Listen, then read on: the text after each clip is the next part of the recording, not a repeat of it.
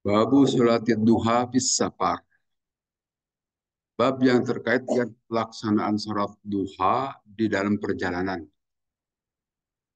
Hadis yang pertama, Haddasana Musaddad qala haddasana Yahya an Syu'bah an Taubah an Muwarriq qala qultu berkata aku Ibnu Umar kepada Sayyidina Ibnu Umar radhiyallahu anhuma, "Atushallid duha, apakah engkau sholat duha?"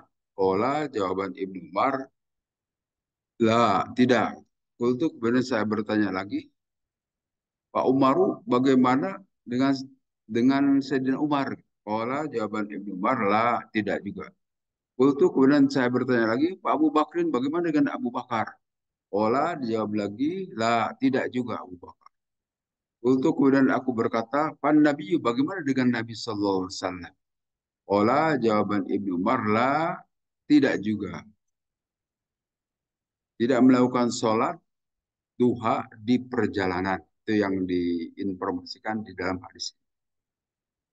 Kemudian di hadis berikutnya, Haddasana Adam, Haddasana Syubah, Haddasana Amr bin Murrah, Qala sami'tu saya telah mendengar Abdurrahman kepada Abdurrahman bin Abi Laila, Yaqulu berkata Abdurrahman bin Abi Laila, Ma haddasana, tidaklah bercerita kepada kami, ahadun seseorang, annahu bahwa seseorang tadi, ro'a telah melihat, an-nabiyya kepada Nabi Sallallahu Alaihi Wasallam, melakukan sholat Nabi, ad-duha sholat duha, Wairu ummihani kecuali hanya Ummu Hani saja. Innaha Ummu Hani ini sepupu Nabi, putranya Abu Thalib. Innaha karena sungguhnya Ummu Hani itu qalat berkata, Innan Nabiyya sungguhnya Nabi sallallahu alaihi wasallam dakhala telah masuk Nabi baitaha kepada rumah itu Ummu Hani yauma fataha waktu menaklukkan Nabi kata kota Mekah. Salam maka mandi Nabi wasolah dan sholat beliau sama niya rokaatin sejumlah 8 rakaat. Malam aro maka saya tidak melihat sholatan satu sholat kot sama sekali akhofu yang lebih ringan minha dibanding dengan 8 rakaat. Waira annahu bahwa sungguhnya Nabi yutimu menyempurnakan Nabi ar-ruku' terhadap ruku wasujuda dan juga terhadap sujudnya beliau sallallahu. Ini cerita Ummu Hani sewaktu Futuh Mekah berarti tahun ke-8 Hijrah. Nabi Ummu Hani itu tinggal di Mekah. Beliau putrinya Abu Thalib. Artinya sepupu Nabi Sallallahu Alaihi Wasallam. Nah, waktu beliau melakukan penaklukan di kota Mekah, berkunjung ke rumah Ummu Hani dan sempat mandi di rumah Ummu Hani. Setelah mandi itu beliau melakukan sholat sebanyak 8 rakaat. Nah, 8 rakaat itulah yang dimaknai atau diartikan sebagai sholat duha yang dilakukan oleh Nabi Shallallahu Alaihi Wasallam. Nah, disitulah Nabi pernah melakukan sholat duha di dalam perjalanan sewaktu beliau melakukan Futuh Mekah. Tapi kalau di perjalanan yang lain seperti tadi di hadis di atas tidak disebutkan. Artinya tidak melakukan sholat selama di perjalanan. Tapi waktu melakukan Futuh Mekah, beliau Shallallahu Alaihi Wasallam itu sempat melakukan sholat duha setelah sebelumnya mandi di rumah Ummu Hani. Itu pada saat Futuh Mekah tahun ke-8 Hijrah. Nah, itu sholat duha fil hador. Biasanya Nabi SAW melakukan sholat itu pada saat beliau ada di rumah. Artinya tidak melakukan bepergian. Tetapi dengan informasi di Ummu Hani itu disebutkan suatu isyarat ila anha tusalli bis safar biasa bis suhulah, bahwa Nabi SAW juga melakukan sholat duha dalam perjalanan sesuai dengan situasi dan kondisi barangkali begitu.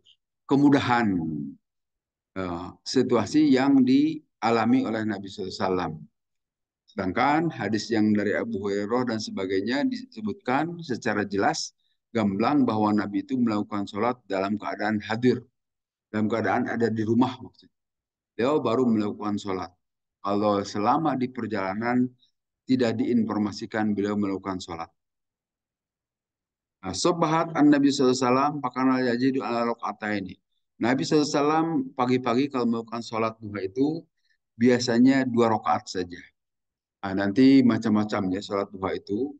Berita dari hadis, Ada yang mengatakan Nabi sholat 2 rakaat, 4 rakaat, 6 rakaat, 8 rakaat, sampai 12 rakaat. Nah, kita kalau mau melakukan sholat duha juga dipersilahkan. Itu apa yang biasa diamalkan oleh Nabi Shallallahu Alaihi Wasallam. Dalam sebuah hadis dari Anas bin Malik disebutkan begini. Ro'a itu saya telah melihat Rasulullah kepada Rasulullah SAW, sholat beliau di sapari, di dalam sapar, di perjalanan, subhatat duha, yaitu sholat duha, sama rokaatin 8 rakaat. Itu yang diceritakan oleh Ummu Hani salah satunya. Tapi di sini juga ada hadis lain dari Sayyidina Anas bin Malik. Kelihatannya ini bukan perjalanan pada saat melakukan Futuh Mekah, di perjalanan lain. Artinya kalau kita mau melakukan sholat duha juga dipersilahkan saja. Tapi kalau tidak mau melakukan sholat sunnah juga nggak masalah juga. Silahkan saja, gimana suka saja. Nah, kemudian dalam sebuah hadis lain disebutkan begini. Saat itu saya bertanya Ibnu Umar kepada Sayyidina Ibnu Umar, an sholatid duha, perihal sholat duha. Pakola maka berkata Ibnu Umar, bid'atun manikmatil bid'atu. Bid'ah itu sholat duha itu. Tapi itu adalah sebaik-baik bid'ah. Artinya hal yang diada-ada, tetapi yang diada-ada yang baik. Bid'atul nikmatil bid'ah. Bid'ah yang baik. Seperti misalnya Al-Quran ini dicetak. Zaman Nabi tidak ada Al-Quran dicetak seperti saat ini. Seperti zaman Sayyidina Utsman bin Affan. Tetapi manfaatnya sangat besar sekali bagi kita. Coba kalau tidak dicetak Al-Quran, barangkali kita tidak mengerti, tidak tahu Al-Quran. Sehingga ini juga bid'ah. Tapi bid'ah yang sangat baik. Diterima oleh semua umat Islam di dunia ini. Tidak ada yang nolak kan. Semuanya menerima kebid'ahan ini. Sehingga dalam hal ini bid'ah itu ada dua macam. Ada bid'ah hasanah atau bid'ah yang baik. Dan ada bid'ah dolalah. Bid'ah yang sesat, diada-ada tetapi tidak memberikan manfaat. Tapi kalau diada-ada dan memberikan manfaat itu biasa disebut bid'ah hasanah. Nah, termasuk sholat duha menurut Ibnu Umar itu adalah bid'ah hasanah juga. Sesuatu yang diada-ada, tidak ada precedented gitu ya, kalau dalam bahasa Inggris, tidak ada pekerjaan dilakukan sebelumnya, ternyata kalau dirunut hadis yang lain-lainnya, barangkali ini belum sampai informasi kepada Ibnu Umar perihal Nabi melakukan sholat duha. Ternyata ada, Nabi juga melakukan sejumlah kegiatan sholat duha. Tetapi barangkali tidak semua sahabat merata informasi yang diterima. Ya. Sehingga menurut sahabat Ibnu Umar ini itu adalah bid'ah, hal yang diada-ada. Tetapi bid'ah yang baik. Nah, kemudian dari Ibnu Umar juga disebutkan begini. Masalah itu duha mundu aslam. Saya tidak pernah melakukan sholat duha sejak saya masuk Islam. Nah, ini informasi yang tidak merata itu ya. Ternyata Ibnu Umar walaupun sahabat dekat, kelihatannya belum mengerti atau belum mendengar bahwa Nabi pernah melakukan sholat duha. Karena beliau mengatakan sejak saya masuk Islam, beliau itu masuk Islam sejak usia muda. Sejak anak-anak, saya belum pernah melakukan sholat duha. Kelihatannya informasi sholat duha belum sampai kepada Sayyidina Ibnu Umar. Ila an atufa bil bait. Kecuali aku biasa melakukan tawaf di Baitullah. Usolli fi dalikal waqti la ala niyati sholatid duha. Saya melakukan sholat setelah tawaf. Nah, setelah tawaf juga memang disunnahkan melakukan sholat di depan makom Ibrahim atau dekat makom Ibrahim kan. Itu sholat sunnah tawaf. Silahkan. Nah, yang biasa dilakukan oleh Ibnu Umar itu, beliau melakukan tawaf di Baitullah, kemudian setelah tawaf melakukan sholat. Tetapi sholatnya sholat tawaf, sunat tawaf, bukan sholat duha. Begitu menurut penjelasan Ibnu Umar di sini. Ala niyati tawaf, tetapi sholatnya dikaitkan dengan tawaf. Artinya sholat sunnah tawaf. Wa yahtamilu annahu kana yatawahhuma ma'an. Nah, beliau menduga bahwa semuanya itu adalah sangat penting melakukan sholat. Artinya sholat ba'da tawaf juga sangat dianjurkan. Walaupun mungkin menurut orang lain disebut sholat duha, tetapi karena dilakukan setelah tawaf, maka itu bukan sholat duha. Itu sholat sunnah tawaf. Nah, kemudian juga disebutkan annabna Umar kana la yusalli duha illa yauman yuqaddaru yakdumu Makkah. Tapi di hadis lain disebutkan bahwa sesungguhnya Ibnu Umar itu tidak pernah melakukan sholat duha kecuali satu hari pada saat beliau datang di Mekah. Kelihatannya itulah yang dilakukan saat setelah tawaf barangkali. Menurut anggapan sebagian orang itu sholat duha, tetapi menurut Ibnu Umar bukan, itu sholat sunat tawaf saja. Karena beliau pada saat itu datang ke Mekah pada waktu duha, mungkin jam 8 jam 9 beliau melakukan tawaf, kemudian juga sholat 2 rakaat. Menurut anggapan sebagian orang itu sholat duha, tapi menurut Sayyidina Ibnu Umar itu sholat ba'da tawaf. Kemudian juga diterima dari Ibnu Umar karena ada Nabi SAW la yusolli duha illa ayyuqaddima min ghibatin. Nabi SAW itu tidak pernah melakukan sholat duha kecuali beliau baru datang dari perjalanan. Jadi ini dikaitkan bahwa sholat duha itu mesti ada korinah, mesti ada penjelasan dahulu sebelumnya. Kalau beliau baru datang di rumah melakukan sholat duha, tapi kalau tidak kemana-mana tidak, kira-kira begitu. Tetapi ini satu pemahaman ya. Nanti ada pemahaman yang lain, biasa juga Nabi walaupun tidak melakukan bepergian, melakukan sholat duha juga.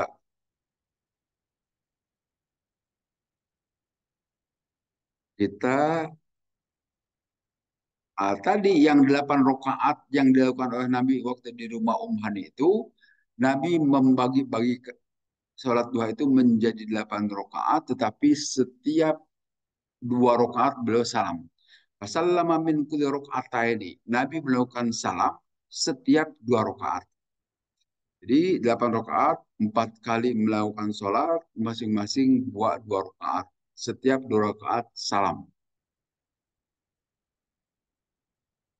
Tidak sekaligus. Nah, kemudian dalam hadis yang lain disebutkan begini. Dari Ibnu Abi Aufa. Annan Nabiya sallallahu alaihi wasallam salat duha rakaataini akhrajahu Ibnu Adi. Bahwa Nabi SAW melakukan sholat duha 2 rakaat. Tapi di hadis lain diterima dari Siti Aisyah dalam hadis Muslim sebutkan sholat duha arba'an. Nabi melakukan sholat duha 4 rakaat. Kemudian di dalam hadis yang lain disebutkan sholat duha sita rakaatin. Nabi SAW melakukan sholat duha 6 rakaat. Kemudian di hadis yang lain juga disebutkan sholat duha sintai asyarata rakaatan. Nabi SAW melakukan sholat duha 12 rakaat. Jadi silahkan saja bebas mau 2 rakaat boleh. Biasanya kita cari yang minimalis 2 rakaat saja kan. Tapi kalau mau 12 rakaat juga boleh sekalian gerak badan kan pagi-pagi. Man sholat duha ini lam yuktab minal ghafilin. Nah, ada hadis lain dari Abi Darda, hadis marfu, siapa yang melakukan sholat duha 2 rakaat, maka tidak tercatat orang itu sebagai minal ghafilin, dari orang yang lalai. Jadi lakukanlah sholat duha 2 rakaat supaya tidak dimasukkan sebagai orang-orang yang lalai. Waman sholat arba'an kutiba minat ta'ibin. Tetapi siapa orang yang melakukan sholat duha 4 rakaat akan dicatat termasuk orang-orang yang melakukan tobat. Dipersilahkan. Waman sholat sitan dan siapa orang yang sholat 6 rakaat duha, kapa dzalikal yaum, maka mencukupi bagi dia 6 rakaat itu untuk hari itu. Siapa yang melakukan sholat duha 8 rakaat, maka dicatat minal abidin, dari orang-orang yang melakukan ibadah. Silakan. Dan siapa orang yang melakukan sholat duha 12 rakaat, maka akan Allah bangunkan bagi dia itu sebuah rumah di surga. Bahkan itu pilihan mana suka lakukan saja. Minimal 2 rakaat, maksimumnya di sini 12 rakaat. Pilihan kita yang mana tergantung kita mau melakukan yang berapa rakaat dan keleluasaan waktu yang kita miliki. Dipersilahkan saja. Tapi benar semuanya itu. dari Nabi Sallallahu Alaihi Wasallam. Kemudian di hadis berikutnya, malam lam yusolli duha waru'ahu wasi'an. Siapa orang yang tidak melakukan sholat duha padahal dia punya waktu leluasa. Ada sana Adam qala hadatsana Ibnu Abi bin Ani Zuhri an Urwah an Aisyah dari Siti Aisyah radhiyallahu anha. Qalat berkata Siti Aisyah, "Ma ru'aitu tidaklah aku melihat Rasulullah terhadap Rasulullah SAW sabbaha melakukan tasbih artinya melakukan sholat subhat duha sholat duha. Wa inilah usabbiha kecuali aku juga ikut melakukan sholat. Jadi usahakan kalau waktu kita ada luang dan tidak punya kesibukan, lakukanlah sholat duha 2 rakaat. Manfaatnya tentu saja banyak di sini untuk beragam kemanfaatan ya. Kemudian di sini subhatat nafilah itu juga merupakan kegiatan sholat sunnah. Lakukanlah di rumah, tidak perlu di masjid untuk sholat duha seperti ini. Kemudian akan Nabi SAW sholat duha, apakah Nabi SAW melakukan sholat duha? Ini ditanyakan kepada Siti Aisyah. Olat menjawab Siti Aisyah, la, tidak. Illa ayyaji'a min maghibi. Kecuali kalau Nabi baru datang dari perjalanan. Wa indahu dan di sini Nabi bin Toriki mu'anadatin anha. Nabi SAW melakukan sholat duha itu kalau beliau pulang dari satu perjalanan.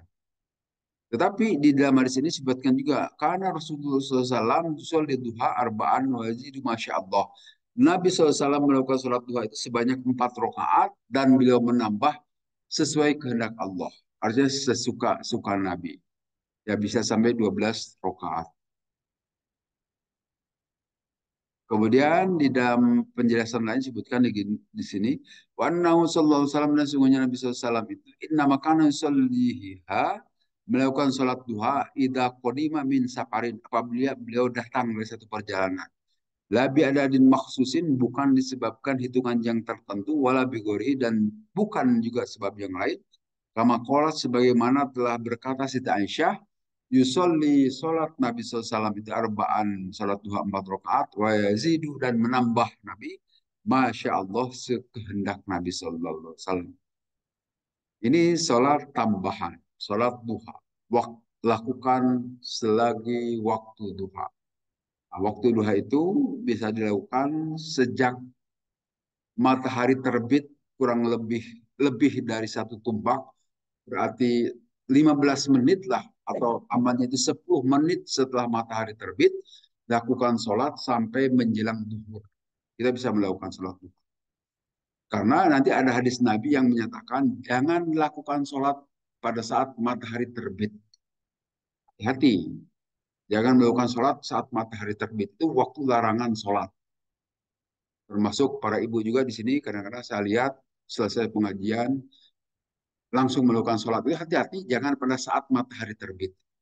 Terus diingat matahari terbit itu kurang lebih pukul 6-an kalau tidak salah. Jadi setidaknya untuk amannya itu minimal 6.15. Masuk kalau sholat Idul Fitri, Idul Adha juga jangan terlalu mepet. Jangan sampai bentrok dengan terbit matahari. Karena itu larangan. Larangan menguburkan jenazah dan juga larangan melakukan sholat. Ada 3 waktu, bahkan 5 waktu. 3 waktu itu saat matahari terbit, yang kedua saat matahari pas di tengah-tengah, jadi pas menjelang duhur, itu dilarang sholat kecuali hari Jumat. Kecualinya dalam mazhab Syafi'i kecuali hari Jumat. Jadi saat mencerah matahari pas di tengah itu haram melakukan sholat. Dan saat matahari terbenam itu tidak boleh melakukan sholat. Jadi kalaupun kita masuk ke dalam masjid, nggak usah sholat tahiyatul masjid. Kalau kita mengerti, tetapi kebanyakan kaum muslimin coba perhatikan di sejumlah masjid tetap aja sholat menjelang duhur. Harusnya tidak boleh. Demikian juga menjelang duha. Sebelum kurang lebih kalau dalam istilah fikih itu kodrorumhin kira-kira tinggi matahari itu satu tumbak. Satu tumbak itu mungkin sekitar 2 meteran lah. Kan tumbak itu tumbak yang digunakan sebagai senjata. 1,5 sampai 2 meteran. Jadi kalau dimenitkan mungkin kurang lebih 15 menitan, 10 menit sampai 15 menit. Jadi kalau terbit matahari pukul 6, paling tidak sholat itu 6.15. Demikian juga sholat Idul Fitri, Idul Adha. Makanya saya katakan jangan terlalu pagi, itu bentrok bahaya, tidak sah sholat. Kemudian babu sholat duha fil hadar. Melakukan sholat duha dalam keadaan tidak pergi kemana-mana. Sebutkan begini dalam hadis, Haddatsana Muslim bin Ibrahim, akhbarana Syu'bah, Haddatsana Abbas al-Jarjiri, wa Ibnu Farruf an Abi Usman, disebutkan begini, Kola berkata dari Abu Hurairah, Ausoni telah mewasiatkan kepadaku, Kolili kekasihku, bisalasin dengan 3 hal. La ada uhunna yang tidak boleh aku meninggalkan 3 hal tadi, hatta amuta sehingga aku mati. Saumi salah satu ayamin, puasa 3 hari min kulli syahrin dari setiap bulan. Itu wasiat Nabi kepada Abu Hurairah. Terus engkau laksanakan puasa Ayyamul Bid, puasa hari-hari putih, tanggal 13, 14, 15 setiap bulan. Mengapa sebut hari putih? Itu hari pada saat bulan purnama kan, cahayanya sedang terang-terangnya. Lakukan itu wasiat Nabi kepada Abu Hurairah, saum Ayyamul Bid 13, 14, 15 setiap bulan. Kecuali hari tasyrik, tidak boleh. Kemudian yang keduanya, wasolatid duha, lakukan sholat duha. Nah ini dalil yang menyatakan bahwa sholat duha itu tidak mesti kalau kita bepergian dari luar kota misalnya. Dalam keadaan hadir, artinya tidak pergi kemana-mana pun, kalau mau melakukan sholat duha, dipersilahkan. Boleh-boleh saja. Ini dalilnya. Dan wayamin ala witrin. Dan wasiat ketiga dari Nabi kepada Abu Hurairah, lakukan sholat witir. Itu perbuatan-perbuatan sunnah semuanya ini. Kalau kita mau melakukan ini tentu saja baik-baik saja, tapi kalau tidak melakukan juga tidak apa-apa. Boleh-boleh saja. Hanya itu merupakan wasiat Nabi kepada Abu Hurairah untuk selalu menetapi itu. Kemudian hadis berikutnya, Haddasana Ali bin Ja'ad al-Akhbaruna Syu'bah an Anas, dari Anas bin Sirin, qala berkata Anas bin Sirin, sami itu saya telah mendengar Anas bin Malikin, dari Anas bin Malik al-Ansori, qala berkata Anas bin Malik al-Ansori, qala berkata rajulun, seorang laki-laki min al-Ansori dari kaum Ansor, makana dohman, dia itu dohman, ada cacat maksudnya di sini. Uh, Berkata kepada Nabi, inilah astati wa as-salata ma'aka. Saya tidak kuat melakukan sholat beserta wahai Rasul. Fasona'a maka memperbuat itu laki-laki tadi Nabi untuk Nabi SAW kok aman makanan, menghidangkan makanan. Pada ahu maka laki-laki tadi mengundang Nabi ila baiti ke rumahnya wanadu halahu korpa khasirin, dan menyiapkan di sana itu adalah hamparan, ada mungkin samak atau lampit di sini. Pasolah maka sholat Nabi SAW alaihi di hamparan tadi, rokaat ini 2 rakaat. Kelihatannya itu sholat duha. Wakola dan berkata Bulan bin Bulan Ibnu Jarid Ibnu Jarud di Anasin kepada Anas bin Malik radhiallahu anhu. Akan Nabi, apakah ada Nabi SAW itu melakukan sholat duha? Kola, Kola maka menjawab itu Anas, maro itu sholat dari kalian. Saya tidak melihat Nabi melakukan sholat kecuali 2 rakaat itu. Nabi saja di 2 rakaat itu sholat duha gitu. Kata Anas bin Malik. Artinya sholat duha itu bisa dikerjakan pada saat di perjalanan juga dipersilakan, atau pulang dari perjalanan, atau tidak kemana-mana pun melakukan sholat duha baik-baik saja. Dipersilahkan. Sholat duha lakukan secara rutin kalau bisa. Tapi kalau tidak bisa juga ya tidak apa-apa.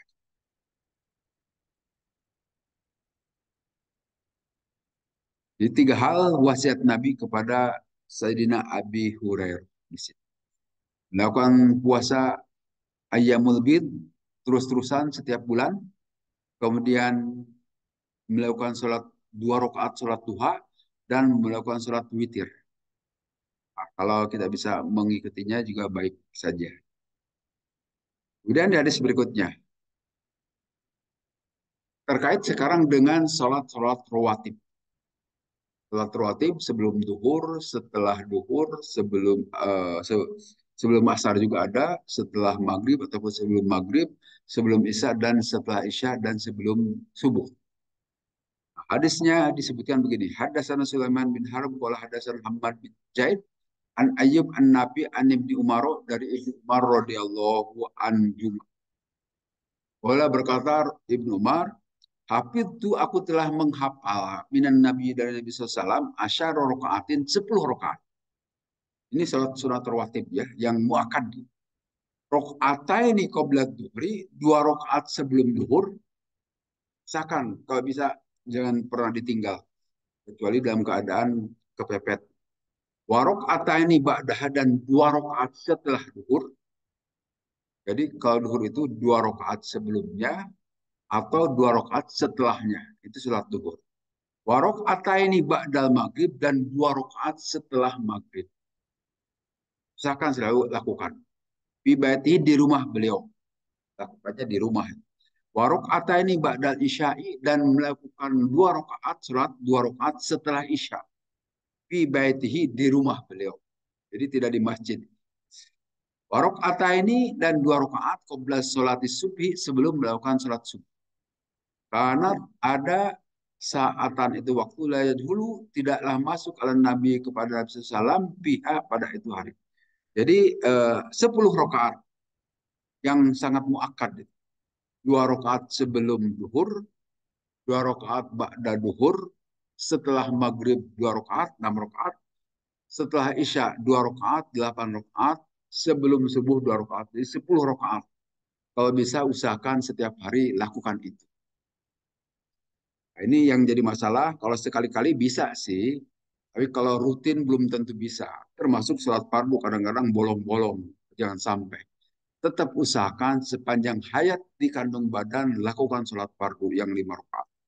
Kalau mampu dengan sholat rawatibnya. Kalau tidak, tidak apa-apa tanpa rawatib. Yang penting sholat fardunya. Kemudian di hadis yang lain, hadasatni Hafsat telah menceritakan hadis kepadaku Siti Hafsah, istri Nabi SAW, putrinya Sayyidina Umar. Annahu bahwa sungguhnya Nabi, karena ada Nabi, idza adzana muadzinu apabila diadani oleh seorang muadzin, wa dan muncul apa al-fajru fajar, salat Nabi SAW rakaat ini 2 rakaat. Jadi salat sunnah fajar itu sudah dijelaskan sebelumnya harus setelah terbit fajar. Jangan salat qabla subuh sebelumnya, sebelum terbit fajar. Nah, di sini kan kita yakini terbit fajar itu telat sebetulnya. Makanya mengapa di Masjid An-Nas itu ditelatkan karena dari sejumlah keterangan termasuk Muhammadiyah mengatakan waktu subuh di Indonesia itu kecepatan. Bukan pada posisi matahari minus 20 derajat di bawah ufuk. Itu terlalu cepat. Seharusnya matahari waktu pada posisi minus 16 derajat waktu subuh. Jadi kecepatan adzan di kita, jadwal dari Kemenag itu. Maka berdasarkan penjelasan itu, dan bisa kita perhatikan, saksikan pada waktu adzan subuh itu masih gelap. Silakan dilihat di sebelah timur itu. Nah, tetapi setelah kurang lebih 20 menit baru keluar fajar. Nah, setelah 20 menit itulah silahkan lakukan sholat sunnah fajar. Artinya fajar sudah keluar. Tapi kan kita mana ada yang peduli ya pada memedulikan itu. Tapi sekali lagi saya sering sampaikan lakukan sholat sunnah fajar itu setelah terbit fajar. Sebelumnya tidak sah. Tentu pengetahuan ini tidak merata, hanya di kita saja barangkali. Tetapi mereka mengikuti jadwal dari Kemenag, biarkan saja juga. Kemenag juga pasti bertanggung jawab. Hanya menurut analisa dari sejumlah pengetahuan secara ilmiah, itu belum saat tibanya fajar sodik.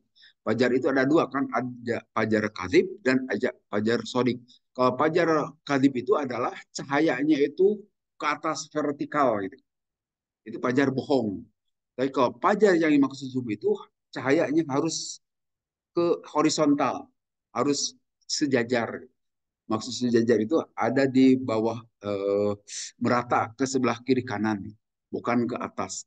Nah, perkiraan di kita di Indonesia itu mestinya pada posisi -16 atau lebih lebih rendah lagi.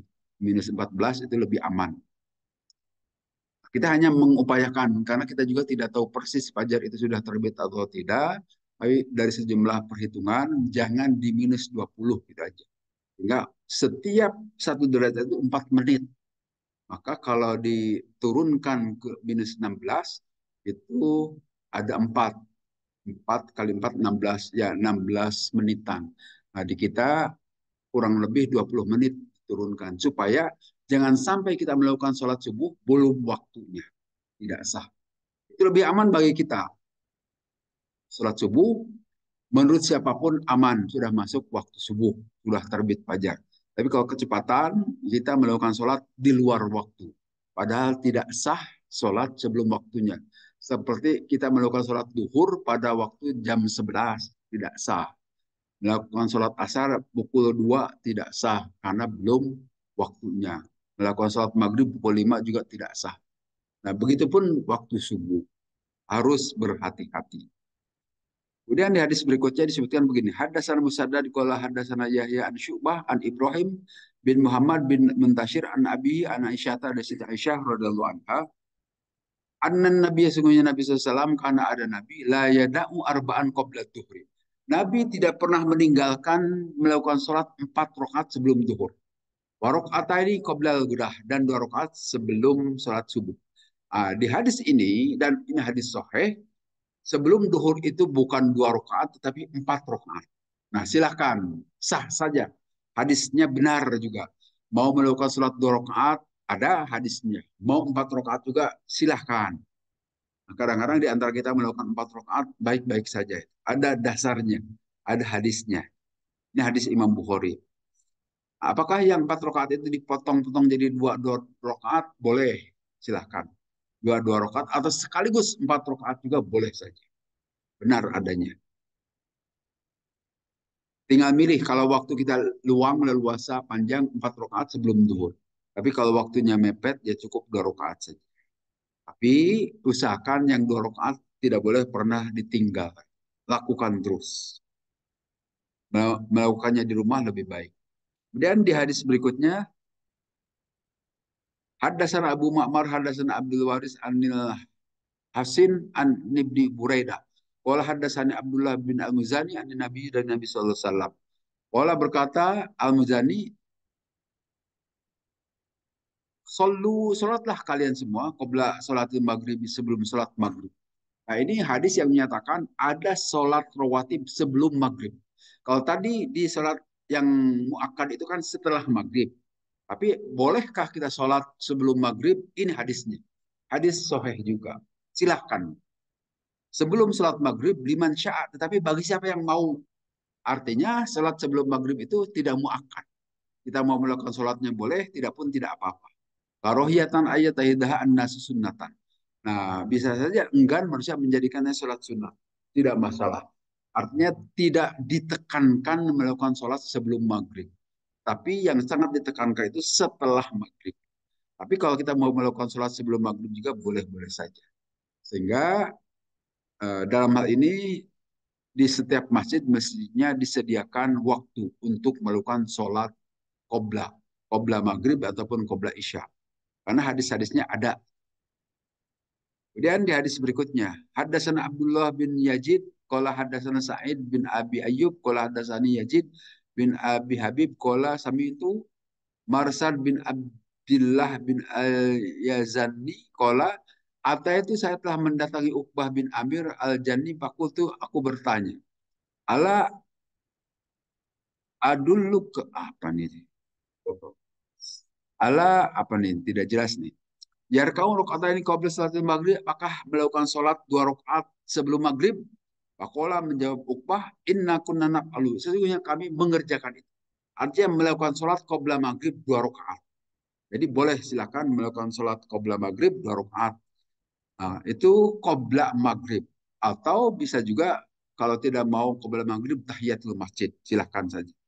Ala ahdi Rasulullah, pada zaman Rasulullah SAW kami melakukan sholat qabla maghrib 2 rakaat. Fakultu, maka saya berkata, Pama yang melakukan anak. Kenapa sekarang engkau tidak mengerjakannya? Qala asyaglu, karena ada kesibukan.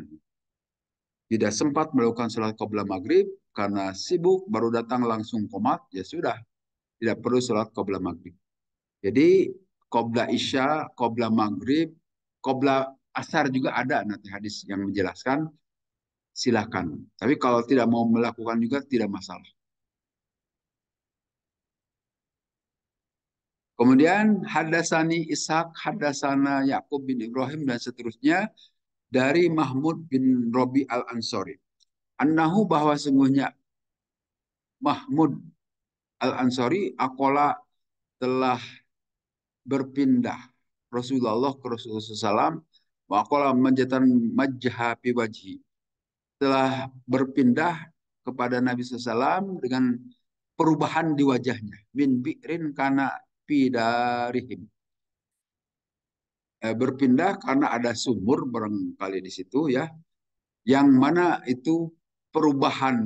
Akola di sini maksudnya berpindah ya, berpindah tempat di satu tempat ke tempat yang lain, yang terjadi itu di dalam rumahnya. Barangkali pada saat mau melakukan sholat, berpindah-pindah tempat. Sehingga memang bagusnya pada saat kita melakukan sholat sunnah, itu lebih baik di tempat yang berbeda, jangan di tempat yang sama. Jadi kalau kita melakukan sholat duhur di sini, maka kalau mau melakukan sholat sunnahnya, baiknya jangan di tempat tadi kita sholat duhur, tapi ke tempat yang lain. Itu yang dicontohkan para sahabat dan Nabi SAW. Tentu ada faidahnya. Faidahnya setidaknya mengingatkan kita jangan sampai salah niat. Niatnya sholat sunnah, tetapi kadang-kadang kita ini sholat fardu atau sunnah. Itu bisa terjadi itu. Kalau tempatnya di tempat yang sama. Tapi kalau tempatnya berbeda, tentu kita ingat bahwa tadi itu sholat fardu sudah di tempat di depan, sedangkan kalau di belakang ini sholat sunnah. Dan berikutnya tentu kalau sebagai saksi jelas ya, akan menjadi saksi pada saat kita di hadapan Allah. Banyak tempat yang kita laksanakan sholat, maka tempat itu bisa menjadi saksi kepada kita juga di akhirat kelak. Kemudian di hadis berikutnya, ini hadis terakhir ya, tapi panjang. Pajama Mahmud an-Nusamya Itjan bin Malik al-Ansori radhiyallahu anhu wa kana mimman syahida badron. Itjan itu termasuk salah satu sahabat yang menghadiri perang Badar beserta Rasulullah SAW. Yaqulu, berkata itu Itjan, kuntu ada aku solat aku di kaum untuk kaumku di Bani Salim, di Bani Salim. Wa kana yahulu baini wa bainahum, terjadi perubahan di antara aku dan antara kaum itu. Wa idza ja'atil amtaru, pada saat itu datang juga hujan, turun hujan. Wa yashukku, maka merepotkan, ala jatiya juhu kibala masjidihim. Kelihatannya karena turun hujan, maka hujan itu mungkin agak masuk atau membanjiri masjid. Pagi itu maka saya datang Rasulullah kepada Rasulullah SAW. Fakultu, maka saya berkata kepada Rasul, ini angkatu basori. Aku kehilangan pandanganku. Wa innal wadiya alladhi baini wa baina qaumi yasilu. Sedangkan antara satu lembah yang ada di antara aku dan kaumku itu, di sana sudah mengalir, ada banjir. Idza ja'atil amtaru, karena datang hujan, turun hujan. Wa syuku, maka merepotkan ala jatiyajuhu untuk mendatangi itu masjid. Bahwa itu anak kata hati, maka aku senang jika engkau wahai Nabi datang kepadaku, kemudian sholat di rumahku di satu tempat yang aku jadikan sebagai musola. Akan aku jadikan musola. Pakola, maka menjawab Rasulullah SAW, saat aku akan mengerjakannya, akan datang ke rumahmu dan melakukan sholat di rumahmu. Pagoda, maka besoknya datang kepadaku pagi-pagi Rasulullah SAW, Abu Bakrin dan Sayyidina Abu Bakar, ba'da mashtadda anhar, setelah siang itu terik. Pasta dana maka saya memberikan izin maka minta izin Rasulullah SAW. Fa'adhin tu maka saya izinkan masuk ke rumah. Falam yajris maka tidak duduk Rasulullah hatta qala sehingga berkata dulu aina tuhibbu an usalliya min baitika. Di manakah aku suka boleh melakukan sholat di rumah ini? Jadi sebelum duduk beliau nanya di mana musolanya di rumah. Asyartu lahu, kemudian saya isyarat kepada Nabi ke satu tempat yang aku biasa melakukan sholat di situ. Pakoma maka berdiri Rasulullah SAW, kemudian pakabaro beliau itu takbiratul ihram. Wasopapna dan kami membuat saf di belakang beliau. Pasolla rokaat ini maka sholat 2 rakaat. Cuma lama. Kemudian Nabi SAW salam. Wasalamna dan kami semua juga salam. Hina salama saat Nabi salam.